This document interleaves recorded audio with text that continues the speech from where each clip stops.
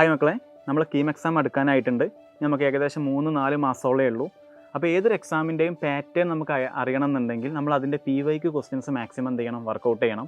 അപ്പോൾ കെമിസ്ട്രിയുടെ കാര്യം പറയുകയാണെങ്കിൽ ഏകദേശം PYQ ക്വസ്റ്റ്യനൊക്കെ നോക്കുന്ന സമയത്ത് നമുക്ക് ഈസിലി പെട്ടെന്ന് അറ്റംപ്റ്റ് ചെയ്യാൻ പറ്റുന്ന ക്വസ്റ്റ്യനാണ് പൊതുവേ കെമിസ്ട്രി എന്ന് ചോദിക്കുന്നത്. അതുകൊണ്ട് നിങ്ങൾ എന്ത് ചെയ്യണം, കെമിസ്ട്രി എന്ത് ചെയ്യരുത്, സ്കിപ്പ് ചെയ്യരുത്.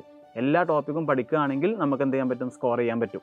അപ്പോൾ കെമിസ്ട്രിയിൽ ഇനോർഗാനിക്, ഓർഗാനിക്, അതേപോലെ ഫിസിക്കലിൽ ചോദിച്ചിട്ടുള്ള ഒരു ഏകദേശം ഓരോ ക്വസ്റ്റ്യൻസ് നമുക്ക് എന്ത് ചെയ്യാം, ഈ ഒരു വീഡിയോയിൽ നമുക്ക് എന്ത് ചെയ്യാം, ചെയ്ത് നോക്കാം. അപ്പോൾ നിങ്ങൾക്കൊരു ഐഡിയ കിട്ടും ഏതൊക്കെ ടോപ്പിക്ക് കൂടുതൽ ഫോക്കസ് ചെയ്യണമെന്നൊക്കെ. അപ്പോൾ നിങ്ങൾ പോയിട്ട് മാക്സിമം PYQ ക്വസ്റ്റ്യൻസ് എന്ത് ചെയ്യാം, വർക്കൗട്ട് ചെയ്യാം. നമുക്ക് ഇന്നൊരു വീഡിയോയിൽ ഇനോർഗാനിക്കെന്നും ഓർഗാനിക്കെന്നും ഫിസിക്കലെന്നും ചോദിച്ചിട്ടുള്ള ഓരോരോ ക്വസ്റ്റ്യൻ വീതം എന്ത് ചെയ്യാം, ഒന്ന് ചെയ്ത് നോക്കാം. അപ്പോൾ ഫസ്റ്റ് ക്വസ്റ്റ്യൻ നോക്കിക്കേ, ഫിസിക്കൽ കെമിസ്ട്രിയിലുള്ള ചോദ്യമാണ്. അതായത് what is the mass of water formed when 1.6 gram methane is completely burned in excess of oxygen. ഇത് മീത്തേൻ എന്ന് വെച്ചാൽ ഒരു ഹൈഡ്രോ കാർബണാണ്. അപ്പോൾ ഇതൊരു ഹൈഡ്രോ കാർബണിൻ്റെ കമ്പഷൻ റിയാക്ഷനാണ്. അപ്പോൾ ആദ്യം നിങ്ങൾ എന്ത് ചെയ്യണം, ആ CH4ൻ്റെ കമ്പഷൻ റിയാക്ഷൻ നമുക്കൊക്കെ എഴുതാൻ പറ്റണം. എങ്ങനെ എഴുതുക, CH4 react with 2 oxygen gives എന്ത് തരും, CO2 + 2H2O. ഇതെങ്ങനെ എഴുതുക എന്നൊക്കെ നിങ്ങൾക്ക് അറിയലുണ്ടാകും. കാരണം ഒരു ജനറൽ ഫോർമുല ഉണ്ട്, CXHY + X + Y/4 O2 gives XCO2 + Y/2 H2O. അതായത് കാർബൺ ഇവിടെ X ആണെങ്കിൽ എത്ര CO2 ഉണ്ടാവുക, XCO2. ഹൈഡ്രജൻ്റെ നമ്പർ ഇവിടെ Y ആണെങ്കിൽ എത്ര H2O ഉണ്ടാവുക, Y/2 H2O. അപ്പോൾ ഇവിടെ ഹൈഡ്രജൻ നമ്പർ 4 ആയതുകൊണ്ട് 4/2 H2O, അതായത് 2H2O. ഇങ്ങനെയാണ് നമ്മൾ ഹൈഡ്രോ കാർബണിൻ്റെ റിയാക്ഷൻ എന്ത് ചെയ്യുക, ബാലൻസ്ഡ് ആക്കി എഴുതി വെക്കുക. ഇനി നമുക്ക് എന്ത് ചെയ്യാം, ക്വസ്റ്റ്യൻ നോക്കാം. ചോദ്യം എന്താ, what is A mass of water formed, അതായത് എത്ര വാട്ടറാണ് ഫോം ചെയ്തതെന്നാണ് ചോദ്യം. എന്ത് ചെയ്തപ്പം, 1.6 gram മീത്തേന് കമ്പഷൻ നടന്നപ്പം. അപ്പോൾ നിങ്ങൾ ഇക്വേഷൻ നോക്കുക, ഇത് 1 mol മീത്തേൻ കമ്പഷൻ നടന്നാൽ 2 mol വാട്ടർ കിട്ടൂലേ, കിട്ടും. അപ്പോൾ 1 mol മീത്തേൻ എന്ന് വെച്ചാൽ അത് എത്ര ഗ്രാമാ, 16 gram അല്ലേ. അപ്പോൾ 16 gram നിങ്ങൾക്ക് കമ്പഷൻ നടത്തിയാൽ 2 mol വാട്ടർ, 1 mol വാട്ടർ എന്താ 18 gram. അപ്പോൾ 2 mol വാട്ടർ എന്താ 36 gram. അപ്പോൾ 16 gramന് കമ്പഷൻ നടന്നാൽ 36 gram കിട്ടും. അപ്പോൾ ബാക്കി കാര്യം എളുപ്പമല്ലേ. അങ്ങനെയാണ് ഈ 1.6 ഗ്രാമിനോ 16 36 ആണെങ്കിൽ 1.6ന് എത്രയാടാ 3.6 gram അല്ലേ. അപ്പോൾ ഏത് ഓപ്ഷൻ നമുക്ക് മാർക്ക് ചെയ്യാം, ഓപ്ഷൻ D മാർക്ക് ചെയ്യാം. അപ്പോൾ D ആണ് എന്തായിട്ട് വരിക, ആൻസർ ആയിട്ട് വരിക. ഓക്കെ ആണല്ലോ. ഇനി നമുക്ക് അടുത്തൊരു ചോദ്യത്തിലോട്ട് പോകാം. ഇത് തെർമോഡൈനാമിക്സ് തന്നെയാണ്, ഇമ്പോർട്ടൻ്റ് ആണ്. തെർമോഡൈനാമിക്സിലെ ഒരു ഇമ്പോർട്ടൻറ്റ് ടോപ്പിക്കാണ്. ഇതും നിങ്ങൾക്ക് ഇതിനു മുമ്പ് ചോദിച്ചിട്ടുള്ള ക്വസ്റ്റ്യൻ ആണ്. ക്വസ്റ്റ്യൻ വായിച്ച് നോക്കുമ്പം, which of the following are the condition for A reaction spontaneous at all temperature. ഏത് ടെമ്പറേച്ചറിലും റിയാക്ഷൻ സ്പോണ്ടേനിയസ് ആവണമെന്നുണ്ടെങ്കിൽ മക്കളെ, റിയാക്ഷൻ സ്പോണ്ടാനിറ്റിയെ ഫേവർ ചെയ്യുന്ന 2 കാര്യങ്ങളുണ്ട്. ഒന്ന് എൻതാൽപ്പിയും മറ്റൊന്ന് എൻട്രോപ്പിയും. എൻതാൽപ്പി മീൻസ് എനർജി, അതായത് എനർജി റിലീസ് ചെയ്യുന്നതും. എൻട്രോപ്പി മീൻസ് ഡിസോർഡർ കൂടുന്നതുമാണ് ഏതൊരു റിയാക്ഷനെയും സ്പോണ്ടേനിയസ് ആക്കുന്ന 2 കാര്യങ്ങൾ.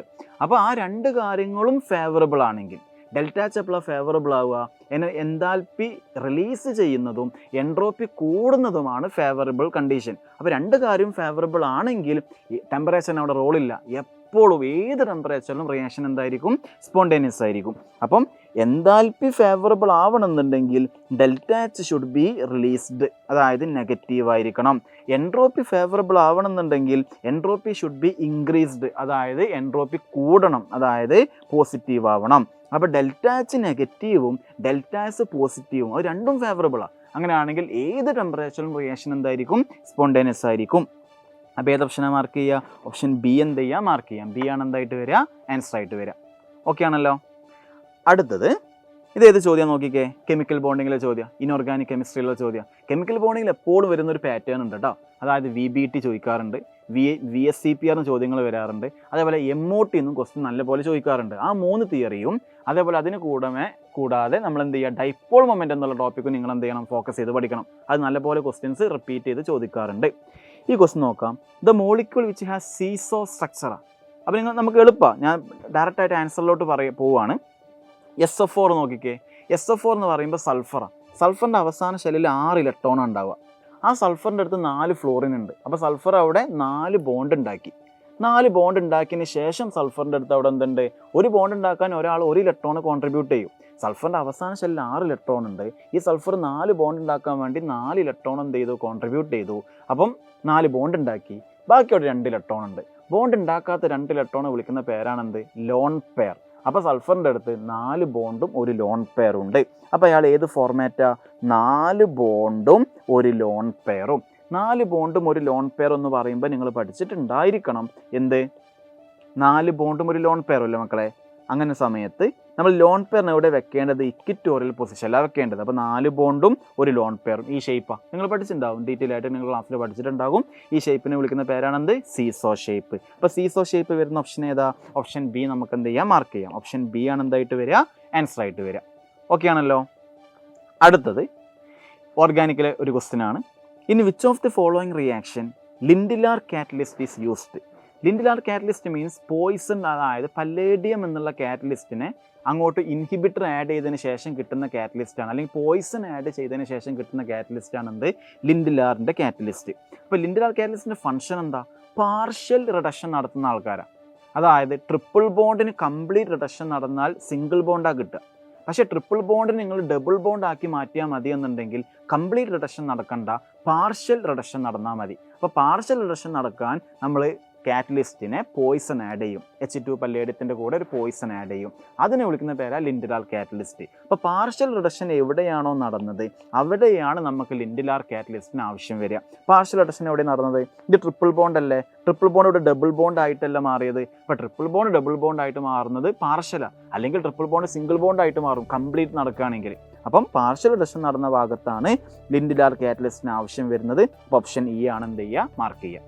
ഓക്കെ ആണല്ലോ. ലാസ്റ്റ് ക്വസ്റ്റ്യൻ ഫിസിക്കൽ കെമിസ്ട്രിയിലൊരു ക്വസ്റ്റ്യൻ ആണ്. ഇക്വിലിബ്രിയം എന്നുള്ള ചാപ്റ്ററാണ്. കെ പിയും കെ സിയും എപ്പോഴാണ് ഈക്വൽ ആവുക എന്ന ചോദ്യം. മക്കൾ പഠിച്ചിട്ടുണ്ടാകും കെ പിയുടെ equation. K P is equal to എന്താ? K C into R T raise to delta N G എന്നല്ലേ? എടാ ഈ ഡെൽറ്റ എൻ ജി എന്ന് വെച്ചാൽ എന്താ?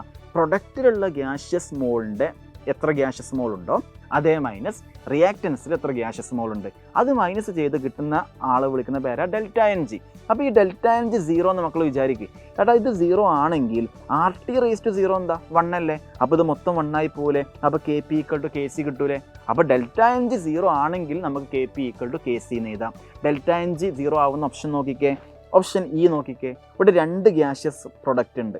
ടോട്ടൽ ഇവിടെ 2 ഗ്യാഷ്യസ് റിയാക്റ്റൻ്റും ഉണ്ട്. അപ്പോൾ 2 - 2 ചെയ്താൽ 0 കിട്ടും. അപ്പോൾ ഡെൽറ്റ എൻ ജി 0 ആയതുകൊണ്ട് ഇത് മൊത്തം 0 ആയതുകൊണ്ട് ഇതെന്താവും? 1 വരും. അപ്പോൾ K P equal to K C കിട്ടി. അപ്പോൾ ഈ ഒരു ഇക്വേഷനും ക്വസ്റ്റ്യൻസ് നല്ലപോലെ എന്ത് ചെയ്യാറുണ്ട്? ചോദിക്കാറുണ്ട്.